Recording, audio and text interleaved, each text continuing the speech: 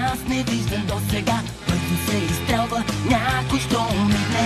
Малкото момиче и домашният любимец. Те остават, що кошилката се дигне. Те са Хамстер и Гретел. Остават дори в капан.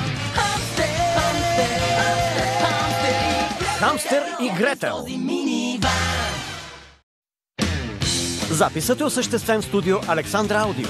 Изпълнителен продуцент Васил Новак.